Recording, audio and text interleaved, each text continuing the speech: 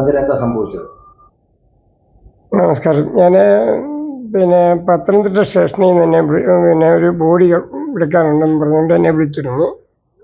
വിളിച്ചത് ചന്ദനപ്പള്ളിയിലാണ് എന്ന് പറഞ്ഞു.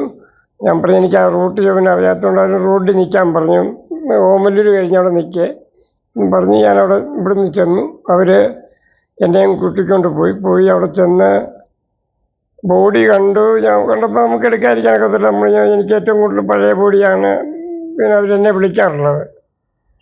അവിടെ ചെന്ന് ഞാൻ ബോഡി കണ്ടപ്പോൾ ഒരു കാടിനകത്ത് മൊത്തം മുള്ളാണ്. മുള്ളെന്ന് പറഞ്ഞാൽ കട്ടകാര മുള്ളും പിന്നെ ഒരു ഇത്രയും വിടവേ ഉള്ളൂ. നമുക്കൊന്ന് എടുക്കാനായാലും കൊണ്ടുവരാനായാലും ഒരു വിധത്തിലൊന്നും ചെയ്യാനൊക്കുന്ന സാഹചര്യമല്ലായിരുന്നു.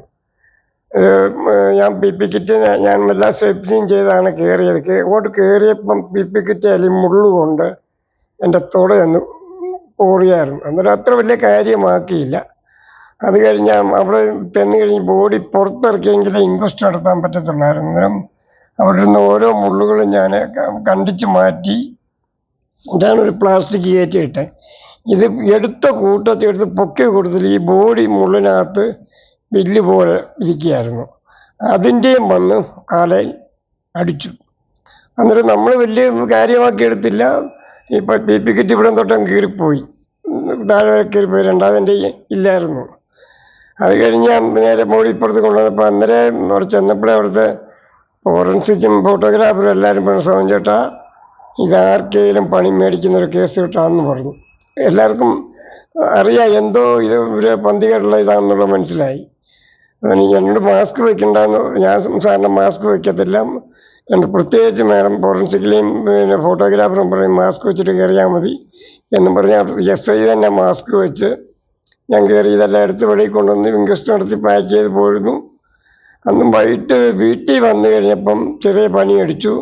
വൈകിട്ട് ഞാൻ ഗവൺമെൻറ് ഹോസ്പിറ്റലിൽ ചെന്ന് ഇഞ്ചക്ഷൻ എടുത്തു. കാര്യം പറഞ്ഞു, ഇന്നൊരു മുള്ളും ഉണ്ടായിരുന്നെന്ന് പറഞ്ഞു. അതിൻ്റെ പിറ്റേ ദിവസം രാവിലെ തൊട്ട് വേദന കണ്ടവനായെന്ന് വെച്ചാൽ ഈ തുട വരെ വേദനയായി. ഞാൻ ഒരാളുടെ വീട്ടിലായിരുന്നു. വീട്ടിലോട്ട് ഞാൻ പിള്ളേരെ ആരൊന്നും പറഞ്ഞില്ല. ഇതെല്ലാം കഴിഞ്ഞ് ഞാൻ ഒരു 11 മണിയായപ്പം കിടന്നുറമ്പിച്ചെന്ന്. ഈ വിഷത്തിൻ്റെ മുള്ളായതുകൊണ്ട് നമുക്ക് കാണിക്കാമല്ലോ, നിങ്ങൾ കിടന്നുറമ്പിച്ചെന്ന് അവിടുന്ന് 2 ഗുളികയും മേടിച്ച് അവർ പറഞ്ഞു ഇതിനകത്ത് കലക്കി കുടിക്കണം. അത് കഴിഞ്ഞ് പിന്നെ ഒരു കുഴമ്പ് പോലെ ഇടണമെന്ന് പറഞ്ഞാൽ പൊടിയും തന്നു. ഇതെല്ലാം ഇട്ടു. ഒരു 7 മണിയായപ്പം തൊട്ട് എനിക്ക് ശ്വാസം മുട്ടിട്ട് നിൽക്കാനും മേല ഇരിക്കാനും മേല ഒന്നും മേലാത്ത ഒരു 11:30-12 വരെ പിടിച്ചു നിന്നു. 12 മണിയാകുമ്പോൾ എങ്ങനെയോ ഞാൻ മോനെ വിളിച്ചു, മോനെ എങ്ങനെയും ഹോസ്പിറ്റലിൽ പോകണം. അങ്ങനെ ഞാൻ മലയാളത്തെ ഗേറ്റിൻ്റെ റിമോട്ടും എടുത്ത് വണ്ടിയുടെ താക്കോലും എടുത്ത് നേരെ കാറിൽ കയറി പോയിരുന്നു. ഇവിടെ വന്നു. അന്ന് വന്നപ്പം പിന്നെ ഡോക്ടർ പേര് ഞാൻ ഓർക്കുന്നില്ല. അദ്ദേഹം നോക്കിയപ്പോൾ എൻ്റെ അന്തരീക്ഷം വളരെ മോശമാണ്. നേരെ ICUയിലോട്ട് കയറ്റി. ICUയിലോട്ട് കയറാൻ നേരത്തെ എനിക്കൊരു വെളിവെന്ന് പറഞ്ഞ് എനിക്കില്ല. നമുക്കൊന്ന് കയറിയപ്പോഴേ എനിക്കറിയാം എന്തോ തിരിച്ചിനി ഇറങ്ങി പോകത്തില്ല എന്നുള്ള രീതിയിലാണ് കയറി പകുതി ചെന്ന് കണ്ണു തുറന്നപ്പോൾ എന്തോ ഒരു ശക്തി നമ്മുടെ നെഞ്ചത്തോട്ട് വന്നിട്ട് പറഞ്ഞു ഒന്നുമില്ലെന്നും പറഞ്ഞു. ആ ഒരു ബലം എനിക്ക് കിട്ടി. ഞാൻ ആ ഒരു ഇതിൽ പോയി. അത് കഴിഞ്ഞ് ഡോക്ടർ ജെയ്സൺ ഡോക്ടറായിരുന്നു അന്ന്.